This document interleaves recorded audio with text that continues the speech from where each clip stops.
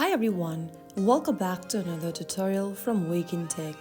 Today in this episode we will be learning how to follow someone on Bigo Live.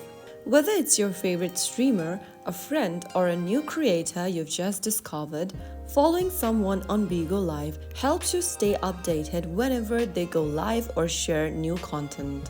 First of all, launch open Bigo Live application on your smartphone.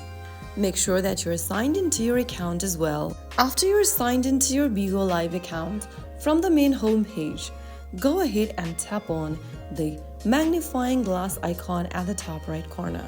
In the search bar at the top, you can go ahead and type in your friend's username, their ID, or their live title.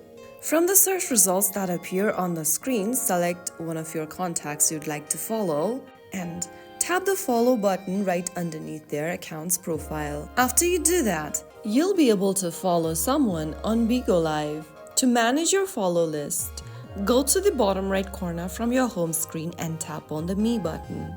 From your profile section, tap on Following underneath your ID at the top, and you'll be able to see all of the people that you followed on Bigo Live. And that's it. That's how you easily follow someone on Bigo Live. If you found this video helpful, don't forget to like, share, and subscribe to our channel.